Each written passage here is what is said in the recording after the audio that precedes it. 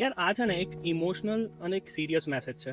એમ તો આપણા ગુજરાતીઓને છે ને કોમેડી વધારે સમજ પડે, આપણી નસનસમાં છે, પણ મને એવું લાગ્યું કે એક આ મેસેજ છે જે બહુ ઇમ્પોર્ટન્ટ છે, અને ખાસ કરીને જે ગુજરાતી અને જે ઇન્ડિયન્સ આપણા અમેરિકા, લંડન, યુરોપ, કેનેડા આ બધી જગ્યા રહે છે ને એમની માટે તો આ ખાસ ઇમ્પોર્ટન્ટ છે.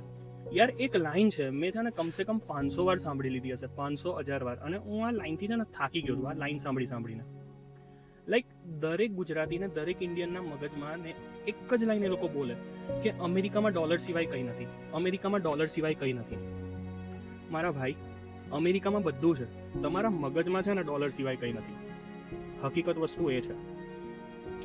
એક ગુજરાતી અમેરિકામાં મિલિયનેર છે, એક પટેલ, એક ગુજરાતી બિલિયનેર મિલિયનેર થઈ ગયા, એટલો પૈસો છાપી લીધો છે કે વાત ના પૂછો. બધા ડંકિન ડોનટ્સ બધા ગુજરાતીઓના, 7-Eleven ગુજરાતીના, બધા ટાકો બેલ ગુજરાતીના, અને જાત જાતના બિઝનેસ ને બધું, કરોડોપતિ, બહુ જ પૈસા, અને મિલિયનેર બિલિયનેર બહુ જ, મતલબ ગણાય ના એટલા પૈસા, એટલા સરસ ઘરોમાં રહે, એટલું સરસ એ લોકો પાસે ગાડીઓ છે, લક્ઝરી છે, લાઈફની દરેક જે સુખ સુવિધા કહો ને એ દરેક વસ્તુ તમારી પાસે છે.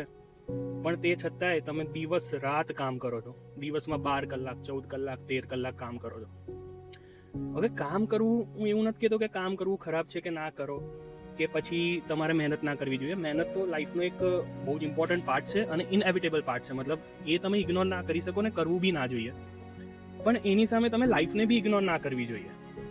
તમે દિવસમાં ભલે 14 કલાક કામ કરતા હો, પણ જે દિવસે રજા હોય એ દિવસે તમે લાઈફ એટલી એન્જોય બી કરો ને બોસ. અહીંયા અમેરિકામાં ફરવા માટે શું નથી?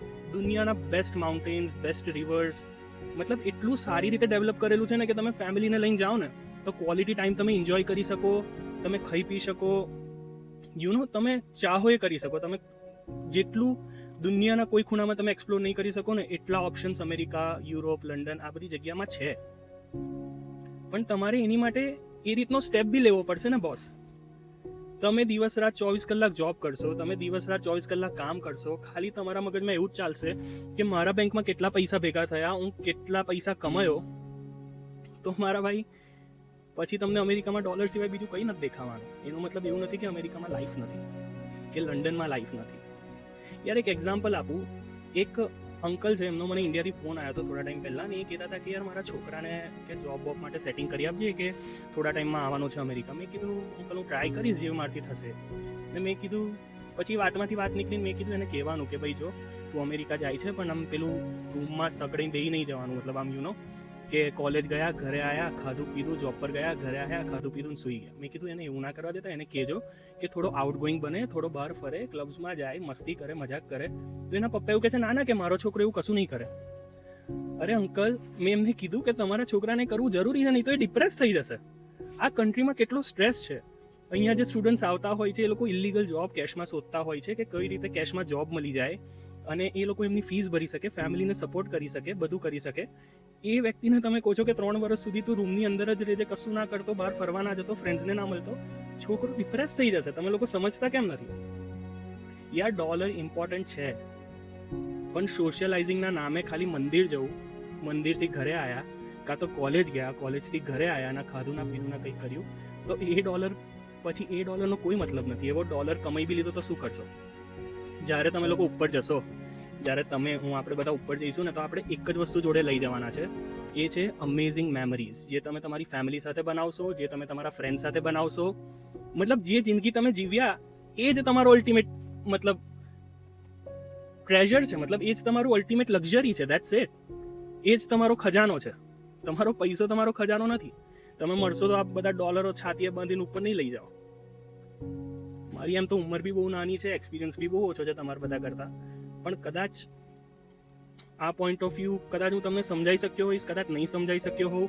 ઘણા લોકો મારાથી એગ્રી કરશે, ઘણા ડિસએગ્રી કરશે, બટ આઈ રિયલી વોન્ટ કે આપણા ઇન્ડિયન્સ બી લાઈફ જીવવાનું ચાલુ કરે. આઈ વોન્ટ કે આપણા લોકો બી જિંદગીનો જે રસ છે ને એ માણતા શીખે. હું છે ને સ્પેનિયા અને મેકલાઓનો છે ને બહુ એક્ઝામ્પલ આપતો હોઉં છું. Spanish community and Mexican community. આ લોકો એમની લાઈફ જે હદ સુધી એન્જોય કરે છે ને એ દુનિયામાં કોઈ નહીં કરતું હોય. સવારથી સાંજ કામ કરો, રાતે બિયરનું મોટું કેસ લો, ઘરે જાઓ, જોરથી મ્યુઝિક વગાડો, 4 ભાઈબંધોને ઇન્વાઇટ કરો, બેઠા બેઠા એ લોકો બિયર પીવે, વાતો કરે, પછી બાર્બેક્યુ કરે, ઘરની પાછળ જ ગ્રીલ બનાવી હોય, અને આ એમને એવરી વીક કરવાનું.